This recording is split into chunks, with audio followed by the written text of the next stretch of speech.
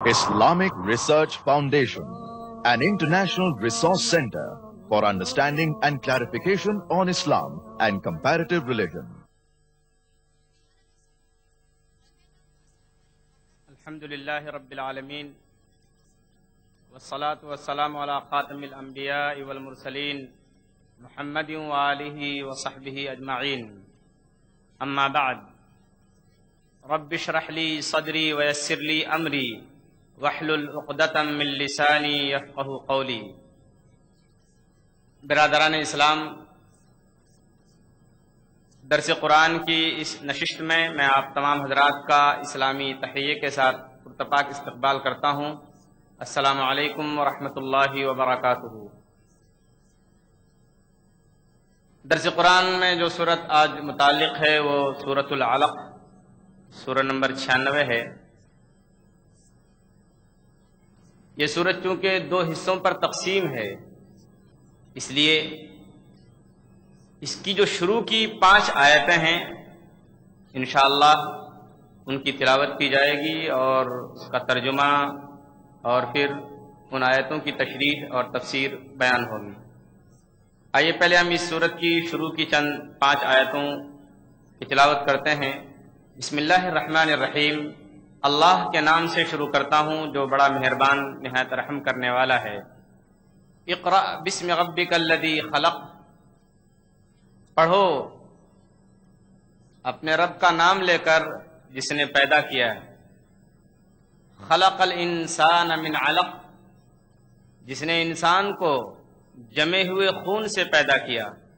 اقرأ وربک الاکرم، پڑھو اور تیرا رب بڑا کریم ہے۔ الذی علم بالقلم، جس نے قلم کے ذریعے علم سکھایا۔ علم الانسان ما لم يعلم، جس نے انسان کو وہ کچھ سکھایا جسے وہ جانتا نہ تھا۔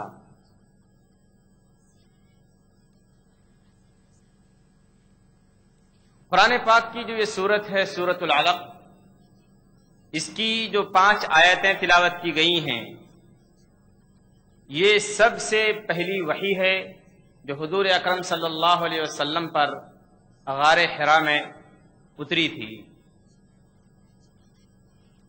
صحیح بخاری حدیث نمبر 3، عائشہ رضی اللہ تعالی عنہا اس حدیث کی راویہ ہیں، روایت کرنے والی ہیں۔ ان کی زبانی ہم سنتے ہیں کہ اس سورت کا بیک گراؤنڈ اور پس منظر کیا ہے۔ عائشہ رضی اللہ تعالیٰ عنہ کہتی ہیں کہ حضور اکرم صلی اللہ علیہ وسلم کو مکے کے لوگوں کی عادتیں، ان کی خرابیاں اور وہاں کے لوگوں کا ماحول آپ کو راس نہ آتا تھا۔ آپ صلی اللہ علیہ وسلم غار حرا نامی ایک پہاڑی جو مکے سے 3 میل کے فاصلے پر ہے، 8 یا 9 کلومیٹر کی دوری پر ہے، آپ صلی اللہ علیہ وسلم کھانا لے کر وہاں تشریف لے جاتے اور کئی دن وہاں گزارتے تھے، وہاں اللہ کی عبادت کیا کرتے تھے، تحنس کیا کرتے تھے۔ امام زہری رحمۃ اللہ علیہ نے کہا ہے کہ تحنس کا مطلب تعبد، یعنی حضور اکرم صلی اللہ علیہ وسلم ایک خاص قسم کی عبادت کرتے تھے۔ جب پھر آپ کا کھانا ختم ہو جاتا آپ واپس حضرت خدیجہ رضی اللہ تعالیٰ عنہ کے پاس تشریف لاتے اور چند دن کے لیے کھانا لے کر پھر غار حرا واپس تشریف لاتے۔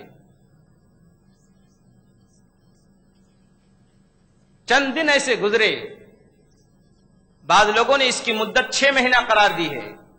بہرحال کچھ بھی ہو، اس کے بعد حضور اکرم صلی اللہ علیہ وسلم کے پاس حق آ گیا۔ ایک فرشتہ آیا، اس نے حضور اکرم صلی اللہ علیہ وسلم کے سینے مبارک کو زور سے دبایا اور کہا پڑھو۔ حضور اکرم صلی اللہ علیہ وسلم نے کہا ما انا بقاری، کہ میں پڑھا ہوا نہیں ہوں۔ پھر اس کے بعد دوسری دفعہ حضور اکرم صلی اللہ علیہ وسلم کے سینے کو حضرت جبرائیل امین نے زور سے دبایا۔ حضور اکرم صلی اللہ علیہ وسلم فرماتے ہیں کہ اتنی زور سے میرے سینے کو دبایا کہ میری برداشت کرنے کی طاقت اور کیپیسٹی جواب دینے لگی۔ میری صلاحیت ختم ہو گئی، اب برداشت کے باہر ہو گیا۔ پھر کہا پڑھو، تو میں نے کہا میں پڑھا ہوا نہیں ہوں۔ اس کے بعد جب تیسری دفعہ خوب زور سے دبایا اور حضور اکرم صلی اللہ علیہ وسلم سے کہا کہ پڑھو، حضور صلی اللہ علیہ وسلم نے فرمایا کہ میں پڑھا ہوا نہیں ہوں۔ تو حضرت جبرائیل نے کہا اقرأ بسم ربک الذی خلق خلق الانسان من علق اقرأ وربک الاکرم الذی علم بالقلم علم الانسان ما لم يعلم۔ حضور اکرم صلی اللہ علیہ وسلم سورہ علق کی یہ 5 آیات لے کر غار حرا سے واپس حضرت خدیجہ رضی اللہ تعالی عنہا کے پاس کانپتے ہوئے اور ڈرتے ہوئے واپس تشریف لائے اور کہا اے خدیجہ زملونی زملونی، مجھے کچھ اڑاؤ، مجھے کچھ اڑاؤ۔ چنانچہ حضور اکرم صلی اللہ علیہ وسلم کے اوپر ایک چادر ڈھکی گئی یا کچھ اڑا دیا گیا۔ جب حضور اکرم صلی اللہ علیہ وسلم اس تکلیف میں تھے تو حضور اکرم صلی اللہ علیہ وسلم نے حضرت خدیجہ رضی اللہ تعالی عنہا سے کہا کہ اے خدیجہ مجھے اپنی جان کا ڈر ہے۔ وحی کا پہلا موقع تھا، حضور اکرم صلی اللہ علیہ وسلم بالکل ڈر گئے۔ تو حضرت خدیجہ رضی اللہ تعالی عنہا نے کہا کلا واللہ ما یخزیک اللہ ابدا، نہیں ہرگز نہیں، خدا کی قسم اللہ تبارک و تعالی آپ کو کبھی بھی رسوا نہیں کرے گا۔ کیوں؟ انک تحمل الکل وتکسب المعدوم وتعین علی نوائب الحق وتقری الضیف۔ اللہ تبارک و تعالی آپ کو اس لیے رسوا اور ذلیل نہیں کرے گا اس لیے کہ آپ کمزوروں کی مدد کرتے ہیں، مہمانوں کی مہمان نوازی کرتے ہیں، آپ بے سہاروں کا سہارا بنتے ہیں، اور حق کے سلسلے میں جو مصیبتیں آتی ہیں ان مصیبتوں کے موقع پر آپ لوگوں کی مدد کرتے ہیں۔ پھر اس طریقے سے حضور اکرم صلی اللہ علیہ وسلم کا خوف اور آپ کا ڈر بالکل ختم ہو گیا۔ حالی نے بہت اچھی بات کہی ہے کہ اتر کر حرا سے سوئے قوم آیا اور ایک نسخہ کیمیا ساتھ لایا کہ حضور اکرم صلی اللہ علیہ وسلم حرا کی پہاڑی سے نیچے اترے اور اپنی قوم کے پاس آئے اور ایک ایسا نسخہ لے کر آئے اور ایک ایسی چیز لے کر آئے، ایسا پرسکرپشن، ایسا ہدایت نامہ لے کر آئے کہ اس میں کمزوروں کا بھی علاج ہے، بیماروں کی بیماریوں کا علاج ہے، مشرک اور بت پرستوں کی بت پرستی کی بیماری کا بھی علاج ہے، اور جو لوگ غرور اور گھمنڈ میں مبتلا ہیں ان کے تکبر اور گھمنڈ کی بیماری کا بھی علاج ہے۔ اتر کر حرا سے سوئے قوم آیا اور ایک نسخہ کیمیا ساتھ لایا۔ تو یہ آیات لے کر حضور اکرم صلی اللہ علیہ وسلم اپنی قوم کے پاس آئے۔ انہی چیزوں کا ذکر اللہ تبارک و تعالی سورہ علق کی ان 5 آیتوں میں فرما رہے ہیں۔ اب آئیے ہم ایک ایک آیت کی تلاوت کرتے ہیں اور اس کی تفسیر سنتے ہیں۔ اقرا بسم ربک الذی خلق، پڑھو اپنے رب کا نام لے کر جس نے پیدا کیا۔ سنجیدگی سے سوچئے، اللہ تبارک و تعالی پڑھنے کی بابت فرما رہے ہیں کہ پڑھو اپنے رب کا نام لے کر جس نے پیدا کیا ہے۔ یہاں اس بات کی طرف اشارہ مقصود ہے کہ یہ قرآن محمد صلی اللہ علیہ وسلم کی کتاب نہیں ہے، بلکہ یہ اللہ کی طرف سے بھیجی ہوئی کتاب ہے، یہ اللہ کا کلام ہے، یہ محمد صلی اللہ علیہ وسلم کا لکھا ہوا کلام نہیں ہے۔ اس کے علاوہ ایک بات پر اور زور ڈالیے، تھوڑی دیر کے لیے ہم اور آپ 1400 سال پیچھے کی طرف جاتے ہیں۔ حضور اکرم صلی اللہ علیہ وسلم کا زمانہ ہے، بت پرستی مکے کے اندر عام ہے، لوگ پتھروں کی پرستش اور پوجا کر رہے ہیں۔ کوئی چکنا اور صاف پتھر مل گیا اس کو معبود بنا بیٹھے۔ شرابوں کے نام، سینکڑوں نام شرابوں کے ہیں، بچے بچے کی زبانوں پر۔ ماحول ایسا ہے۔ حالی نے کیا خوب بات کہی ہے کہ شراب ان کی گھٹی میں گویا پڑی تھی، جوا ان کی دل رات کی دل لگی تھی۔ یعنی شراب کہ وہ عادی تھے، اس میں وہ مست رہتے تھے، جوا ان کا دن رات کا کام تھا، اسی میں عرب کے لوگ مست رہا کرتے تھے۔ زندہ بچیوں کو دفن کر دینا ان کے لیے کوئی شرم اور عار کی بات نہیں تھی۔ یہ ماحول تھا تو آیت کیا اترنی چاہیے تھی؟ جبکہ لوگ وہاں بچیوں کو زندہ دفن کر رہے تھے تو قرآن پاک کی کوئی ایسی آیت اترنی چاہیے تھی کہ لوگوں بچیوں کو زندہ دفن مت کرو، ان کے اوپر رحم کھاؤ۔ جبکہ لوگ بتوں کی پرستش اور پوجا کرتے تھے تو قرآن پاک کی آیت اترنی یہ چاہیے تھی کہ ایک اللہ کی عبادت کرو، پتھروں کو معبود اور خدا نہ بناؤ۔ جبکہ وہاں لوگ شراب کے عادی تھے، جوا ان کا دن رات کا کام تھا، تو قرآن پاک کی پہلی آیت اور پہلی وحی یہ اترنی چاہیے تھی کہ لوگوں شراب مت پیو، یہ تمہارے جان کے لیے، تمہارے جسم کے لیے، تمہاری صحت کے لیے ہارمفل ہے، نقصان دہ ہے۔ جوا مت کھیلو، اس سے تمہارا خاندان تباہ ہو جائے گا، تمہاری معیشت اور تمہارا فائنانس بگڑ جائے گا۔ آپ خود سوچئے، جوئے کی ممانعت کے بارے میں کوئی آیت نہیں اتر رہی ہے، شراب کی برائی کے بارے میں کوئی آیت پہلی نہیں اتر رہی ہے، ایک اللہ کے علاوہ دوسروں کی عبادت کی برائی کے بارے میں کوئی آیت نہیں اتر رہی ہے۔ سب سے پہلی آیت جو اتر رہی ہے وہ کیا ہے؟ اقرأ بسم ربک الذی خلق، پڑھو اپنے رب کا نام لے کر جس نے پیدا کیا ہے۔ ایسا کیوں ہوا؟ شراب کی برائی کے بارے میں کوئی آیت پہلی کیوں نہیں اتری؟ بچیوں کے زندہ دفن کرنے کی برائی کے بارے میں پہلی آیت کیوں نہیں اتری؟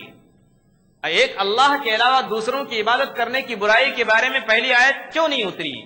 اس کا جواب ایک ہے اور صرف ایک ہے کہ ان تمام برائیوں کی جڑ یہ ہے کہ لوگوں کے پاس علم نہیں ہے، جہالت ہے، تاریکی ہے، ظلمت ہے، اندھیرا ہے، اور اس کا علاج یہ ہے کہ روشنی لائی جائے۔ کس چیز کی؟ علم کی۔ جب روشنی آ جائے گی تو تاریکی اور اندھیرے کو کہنا نہیں پڑے گا کہ تم بھاگ جاؤ۔ جب لوگوں کے پاس علم آ جائے گا، اللہ کو پہچاننے کی اور اللہ کی معرفت کی اور اللہ کو معبود اور خالق سمجھنے کی صلاحیت پیدا ہو جائے گی، تو کیوں کوئی کسی پتھر کی پوجا کرے گا؟ کیوں کسی اپنی پیدا کی ہوئی، اپنے نطفے سے پیدا کی ہوئی بچی کو زندہ دفن کرے گا؟ کیوں کوئی شخص اپنی جان کی حفاظت نہ کرے گا اور شراب اور جوا کا عادی ہوگا؟ تو اللہ تبارک و تعالیٰ نے سب سے پہلی وحی جو اتاری وہ یہ ہے، اقرأ بسم ربک الذی خلق، پڑھو اپنے رب کا نام لے کر جس نے پیدا کیا۔ اس میں اس طرف بھی اشارہ تھا کہ محمد صلی اللہ علیہ وسلم آپ کو جو امت دی جانے والی ہے وہ جاہل امت نہیں ہوگی، وہ پڑھنے پڑھانے والی امت ہوگی، وہ پڑھنے کے میدان میں، تعلیم کے میدان میں سب سے آگے ہوگی۔ یہی وجہ ہے کہ قرآن پاک کی یہ آیتیں اتری، توریت کی شریعت منسوخ ہو گئی، زبور اور انجیل کی شریعت ختم ہو گئی، اب توریت کی باتوں پر عمل نہیں کیا جائے گا، اب زبور اور انجیل کی شریعت پر عمل نہیں کیا جائے گا۔ شیخ سعدی رحمت اللہ علیہ نے فارسی شعر میں اس بات کو بہت اچھی طرح سے ادا کیا ہے کہ یتیمے کے ناکردہ قرآن درست، پرشین کا شعر ہے کہ یتیمے کے ناکردہ قرآن درست، کتب خانہ ہفت ملت گشست، کہ ایک ایسا یتیم، آپ سب لوگ جانتے ہیں کہ حضور اکرم صلی اللہ علیہ وسلم یتیم پیدا ہوئے تھے، ایک ایسا یتیم جس کو قرآن کا لفظ صحیح سے پڑھنا نہیں آتا تھا، جس نے قرآن پڑھا بھی نہیں تھا، اس کے اوپر سورہ علق کی 5 آیتیں اتر رہی ہیں، کتب خانہ ہفت ملت بشست۔ قرآن پاک کی یہ 5 آیتیں اتری اور تمام شریعتیں ہمیشہ کے لیے منسوخ ہو گئیں، اب صرف قرآنی شریعت پر عمل ہوگا، اب صرف محمد صلی اللہ علیہ وسلم کی شریعت پر قیامت تک عمل کیا جائے گا۔ یہ وہ بات تھی اور یہ وہ پس منظر تھا اور یہی وہ حکمتیں تھیں جن کی وجہ سے اللہ تبارک و تعالیٰ نے سب سے پہلی وحی پڑھنے پڑھانے کے بارے میں اتاری ہے۔ اقرأ بسم ربک الذی خلق، پڑھو اپنے رب کا نام لے کر جس نے پیدا کیا ہے۔ خلق الانسان من علق، جس نے انسان کو جمے ہوئے خون سے پیدا کیا ہے۔ پہلی آیت جو گزری ہے خلقہ کا، جس میں اس کے اندر انسان بھی آ جاتا ہے، اس کے اندر ساری مخلوقات آ جاتی ہیں کہ پڑھو اپنے رب کا نام لے کر جس نے پیدا کیا ہے۔ پیدا اللہ نے کیا ہے اور سب کو پیدا کیا ہے، اس کے بعد انسان کا ذکر الگ سے اللہ نے کیا۔ علماء تفسیر فرماتے ہیں اس کی دو وجہ ہے۔ خلق الانسان من علق، جس نے انسان کو جمے ہوئے خون سے پیدا کیا ہے، جمے ہوئے خون سے بنایا ہے، تو انسان کا ذکر الگ سے کیوں کیا؟ علماء تفسیر فرماتے ہیں اس کی دو وجہ ہیں۔ نمبر ایک وجہ تو یہ ہے کہ تمام مخلوقات سے ہٹ کر الگ سے انسان کا ذکر اس لیے اللہ نے کیا کہ تمام مخلوقات میں سب سے زیادہ عظمت والی اور بزرگی اور بڑائی والی اور شرف و عزت والی جو مخلوق ہے وہ انسان ہے، اس لیے اللہ نے انسان کا ذکر کیا اور الگ سے ذکر کیا، اس کو بیان کیا کہ جس نے انسان کو جمے ہوئے خون سے پیدا کیا۔ اور دوسری وجہ یہ ہے کہ یہاں انسان کو اس کی حقیقت یاد دلانا ہے کہ انسان تو اپنی کس بات پر گھمنڈ کرتا ہے، اس بات پر تجھ کو پراؤڈ اور فخر ہے، اس بات پر تو تکبر میں مبتلا ہوتا ہے۔ تم کو سوچنا چاہیے، تم اپنی حقیقت پر غور کرو کہ تمہاری ویلیو کیا ہے، تمہاری پوزیشن اور اہمیت کیا ہے۔ تم معمولی اور حقیر سے حقیر چیز ہو۔ خلق الانسان من علق، جس نے انسان کو جمے ہوئے خون سے پیدا کیا ہے۔ یہ انسان کی وہ پہلی حالت ہے کہ جب حمل ٹھہرنے کے بعد انسان کی جو پہلی شکل ہوتی ہے وہ ہے جمے ہوئے خون کی۔ اس کی طرف اللہ تبارک و تعالیٰ اشارہ فرما کر کہنا چاہتے ہیں کہ انسان تم اپنی پیچھے کی حالت کی طرف غور کرو کہ تمہاری حقیقت کچھ بھی نہیں تھی، میں تمہارا رب ہوں جس نے بے حقیقت چیز کو اتنی عظمت والی چیز اور بزرگ ترین چیز بنا دیا۔ تو تم میری قدر کرو اور سمجھو کہ میں نے تمہارے اوپر کتنا بڑا احسان کیا ہے کہ جس چیز کی کوئی اہمیت اور ویلیو نہیں تھی میں نے اس کو کتنی عظمت والی چیز بنایا۔ خلق الانسان من علق، جس نے انسان کو جمے ہوئے خون سے بنایا ہے۔ اقرأ وربک الاکرم، پڑھو اور تیرا رب بڑا کریم ہے۔ اقرا کا لفظ دوبارہ آیا، اس سے پہلے یہ لفظ آ چکا ہے۔ کیوں؟ یہ تاکید کے لیے ہے کہ دیکھو جو قرآن تم کو دیا جا رہا ہے یہ کتاب ایسی ہے کہ اس کو بار بار پڑھا جائے، یہ کتاب ہے ہی اس لائق کہ اس کو بار بار پڑھا جائے۔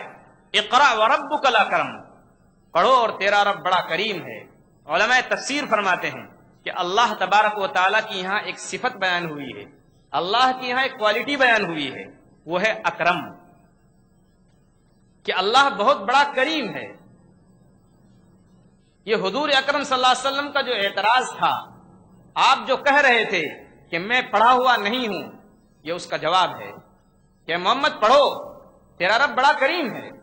معاف کرنا، کوتاہیوں کو معاف کرنا، کوتاہیوں کو چھپانا، یہ تیرے رب کی سب سے بڑی صفت ہے، سب سے بڑی کوالٹی ہے، لہذا تم پڑھتے رہو۔ اقرأ وربک الاکرم، پڑھو اور تیرا رب بڑا کریم ہے، تمہاری کوتاہیوں کو اور ہر ایک کی کوتاہیوں کو معاف کرنے والا ہے۔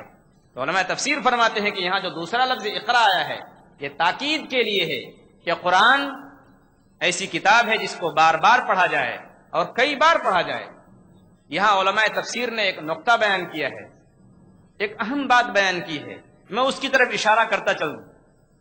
وہ بات یہ ہے، قرآن کریم جس قوم کے سامنے اترا وہ قوم عربی زبان کو سمجھنے والی تھی، عربی زبان میں قرآن اترا ہے، عربی زبان میں قرآن نازل ہو رہا ہے، اور ایک ایسی قوم پر نازل ہو رہا ہے جو عربی زبان کو جانتی ہے، عربی زبان کو سمجھتی ہے اور عربی زبان میں بات کر رہی ہے۔ اس قوم کے سامنے قرآن اتر رہا ہے، لہذا اس آیت سے یہ سمجھنا کہ عرب کے لوگ اس کا کیا مطلب سمجھتے ہوں گے، بے تکی بات ہے۔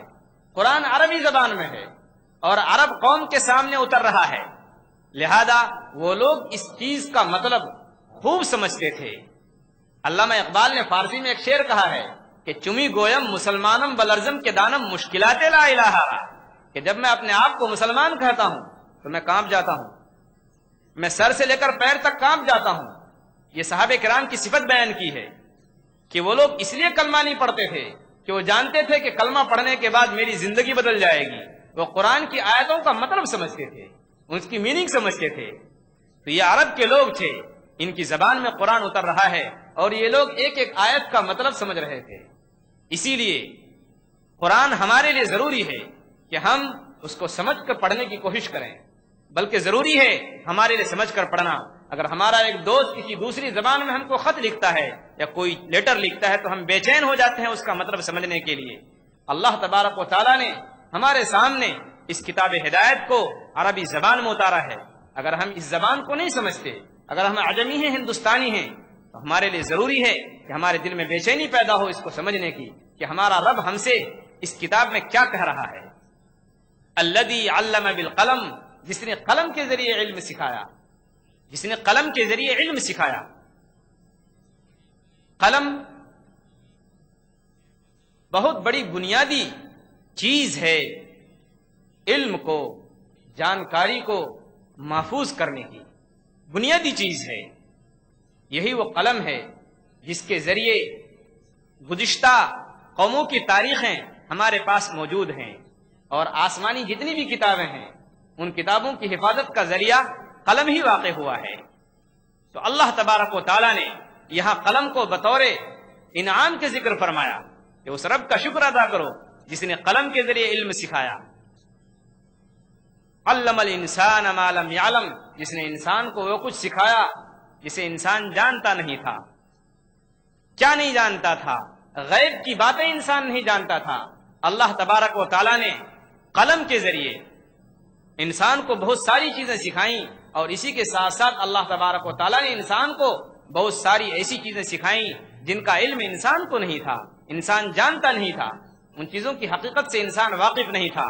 تو اللہ تبارک و تعالیٰ نے یہ جو آخر میں یہ بات بیان فرمائی, علم الانسان ما لم یعلم, جس نے انسان کو کچھ سکھایا جسے وہ جانتا نہیں تھا. انسان کو کیا نہیں سکھایا اللہ تبارک و تعالیٰ نے؟ اور یہی وہ علم ہے جس کے ذریعے اللہ تبارک و تعالیٰ نے انسان کو فرشتوں پر فضیلت دی. حضرت آدم علیہ السلام جو ابو البشر ہیں, تمام انسانوں کے باپ ہیں, ان کو جو اللہ تبارک و تعالیٰ نے فرشتوں کے سامنے بڑا قرار دیا اور فرشتوں کے سامنے ان کی بڑائی ظاہر کی, اس کا ذریعہ کیا تھا؟ اس کا ذریعہ یہی علم تھا. سورہ بقرہ سورہ نمبر 2 آیت نمبر 33-34 میں اللہ تبارک و تعالیٰ فرماتے ہیں وَعَلَّمَ آدَمَ الْأَسْمَاءَ كُلَّهَا ثُمَّ عَرَضَهُمْ عَلَى الْمَلَائِكَةِ قَالَ أَنبِئُونِي بِأَسْمَاءِ هَؤُلَاءِ إِن كُنتُمْ صَادِقِينَ. کہ اللہ تبارک و تعالیٰ نے آدم علیہ السلام کو تمام چیزوں کی خصوصیتیں بتا دی, ان کے نام بتا دیے, ان کی خاصیتیں بتا دی, اور پھر اللہ تبارک و تعالیٰ نے فرشتوں سے کہا کہ تم کچھ بتاؤ. فرشتوں نے کہا اے اللہ ہم جانتے نہیں, اور آدم علیہ السلام نے A to Z جو کچھ اللہ نے سکھایا تھا سب کچھ بتا دیا. تو انسان کو اللہ تبارک و تعالیٰ نے جو عظمت دی ہے, جو بڑائی دی ہے, جو بزرگی دی ہے, جو شرافت دی ہے, اس کی ایک وجہ اور بنیادی وجہ علم ہے, جس کا ذکر اللہ تبارک و تعالیٰ اس آیت میں فرما رہے ہیں. میں اسی پر اپنی بات ختم کرتا ہوں. وآخر دعوانا ان الحمد للہ رب العالمین.